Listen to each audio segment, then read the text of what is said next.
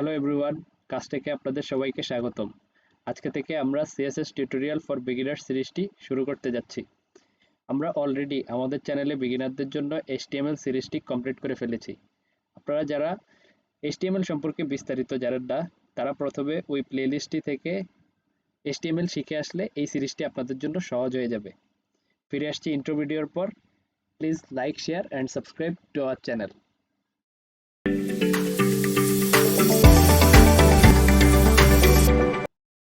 CSS stands for Cascading Style Sheet.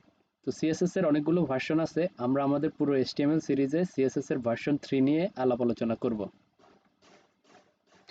এ হচ্ছে আমাদের course content. এই কোর্সে আমরা CSS এর বেসিক সিনট্যাক্স থেকে শুরু করে কিভাবে ক্লাস, আইডি এবং ডিপকে স্টাইল করতে হয়, তারপর মার্জিন, প্যাডিং ইত্যাদি সম্পর্কে আলোচনা করব।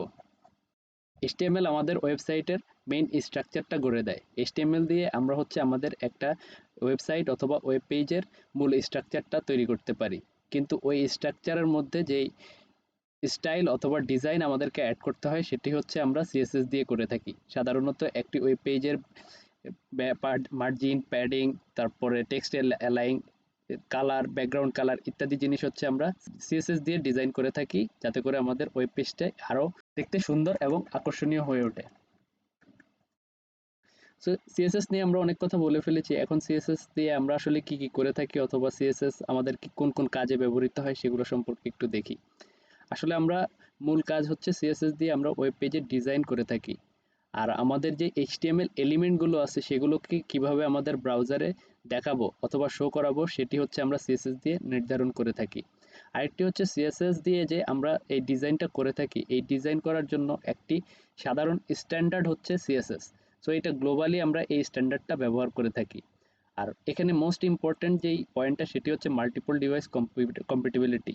সো মাল্টিপল ডিভাইস বলতে আমরা এখানে বোঝাচ্ছি আমাদের পিসি, ল্যাপটপ, তারপর আমাদের যেই ট্যাব আছে এবং যেই মোবাইল আছে এগুলোর স্ক্রিনকে বোঝাচ্ছি।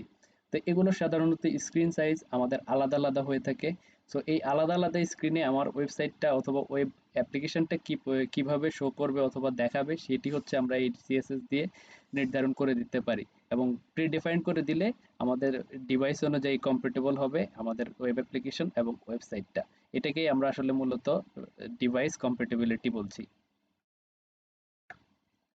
এরপরে দেখা যাক কি কি আমাদের প্রিরিকুইজিট আছে সিএসএস এর। সিএসএস এই সিরিজটাতে আমাদের সিম্পল কিছু প্রিরিকুইজিট, যেমন আমাদের একটা পিসি অথবা ল্যাপটপ থাকতে হবে। আর তার সাথে সাথে আমাদের সাধারণত পিসি ল্যাপটপ থাকলে সেখানে অবশ্যই আমাদের ব্রাউজার ইনস্টল করাই থাকে। তো আমাদের ব্রাউজার হিসাবে আমরা গুগল ক্রোম অথবা আমাদের মজিলা ফায়ারফক্স ইউজ করতে পারি। আর সবচেয়ে মোস্ট ইম্পর্টেন্ট যেটি সেটি আমাদের কিছুটা এইচটিএমএল সম্পর্কে ধারণা থাকতে হবে। এইচটিএমএল সম্পর্কে ধারণা থাকলে আমাদের এই কোর্সটা সহজ হয়ে যাবে।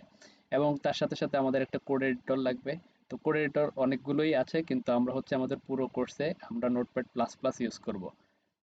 আমরা আমাদের HTML সিরিজে দেখিয়ে দিয়েছি কিভাবে আমরা কোড এডিটর সেটআপ করতে হয় অথবা ইনস্টল করতে হয়। তো ওখান থেকে আপনারা আমাদের ভিডিওটি দেখে আসতে পারেন। উপরের আই বাটনে লিংক দেওয়া থাকবে। আজকের ভিডিওটি ভালো ভালো লেগে থাকলে সবার সাথে শেয়ার করে দিন। দেখা হচ্ছে পরবর্তী ভিডিওতে। Keep coding.